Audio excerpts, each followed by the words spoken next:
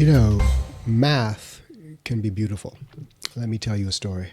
When I was, I don't know, 14 years old, 13, 15, I don't really remember, I was learning about functions for the first time, and the teacher wrote on the board the equation for a straight line. And it dawned on me that this equation was somehow magically constraining an infinite number of points to behave in a linear fashion. And I thought this was the most beautiful thing I'd ever seen written down. It was poetry in numbers. And I'm not going to lie, I kind of dropped to my knees a little bit and I said, I've seen the face of God, because I was a bit of a drama queen back then.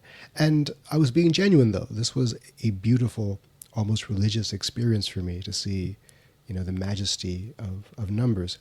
And that was the straight line equation. I think in school these days they teach it as y equals mx plus c. Back then it was y equals mx plus b, where m is the slope and b, or c in this case, is the intercept. And we teach this in a variety of different ways today in statistics class and in higher education. But the point holds, math can be beautiful.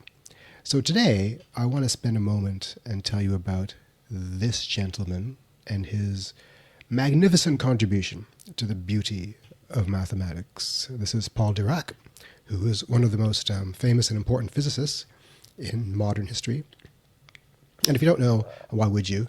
I have a physics degree. I'm an epidemiologist, a professor at the University of Ottawa in health sciences and epidemiology.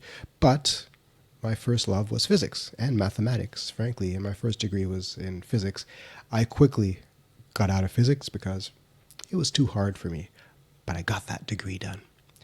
Dirac did not get out of physics. He stayed in it, and he had a remarkable contribution because in 1926 he submitted his PhD thesis, which was just called quantum mechanics. How gangster is that? He just called it quantum mechanics. And even more gangster, he submitted it as a handwritten tome. In fact, this is an actual image of his handwriting, of his handwritten thesis. A couple years later, Dirac would rock the world when he put together this equation. This is the famous Dirac equation, which is considered by many to be one of, if not the most aesthetically beautiful equations in human history, at least within the confines of theoretical physics. Obviously, there are some more important equations, like the Pythagorean theorem, for example, that affects us on a daily basis. But within the confines of modern theoretical physics, the Dirac equation has almost no peer, I would argue. And you don't need to know what these things mean, in the equation. Just accept that it's elegant and wonderful. Now, the beauty of the Dirac equation is that it combines quantum mechanics, which is the physics of things that are very small, and special relativity, which is the physics of things moving quite fast, sometimes very near the speed of light. Before Dirac, we had the Schrödinger equation for explaining how atoms behave, and it does so beautifully. But the Schrödinger equation really assumed that particles move slowly in space, and it failed to account for when electrons, in particular, moved near the speed of light. Einstein's relativity really explained well how things behave when they move very, very fast near the speed of light.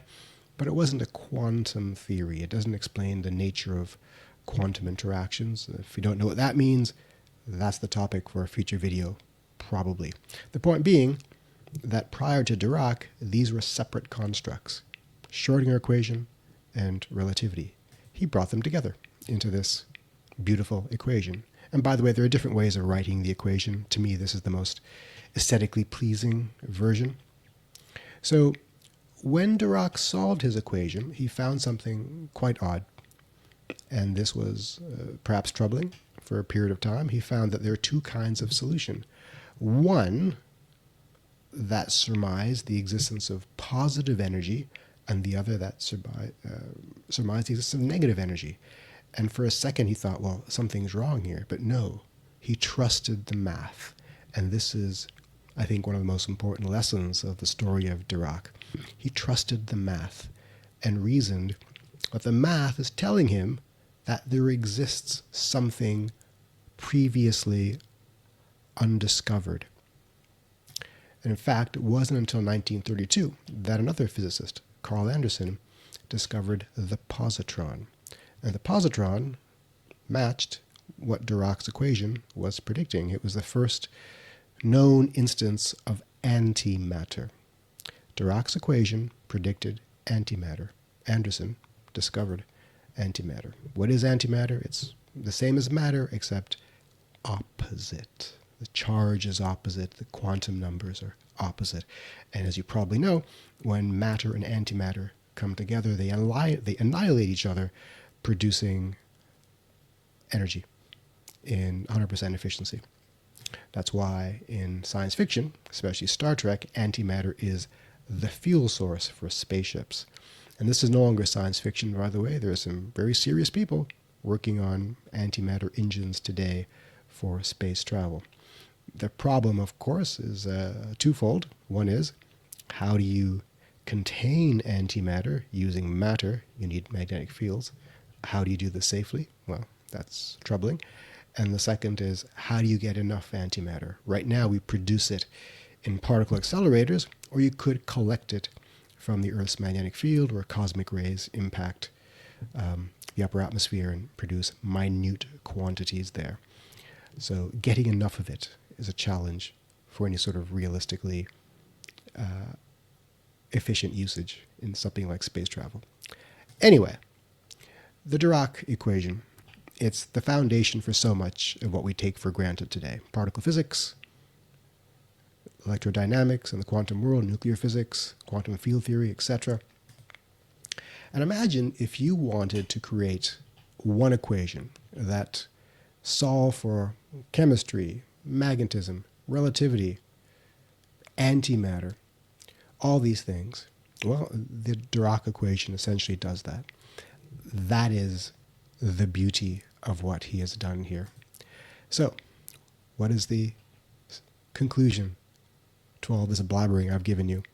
It's that math can be and is quite beautiful, and we are well advised to trust the math when we do it properly.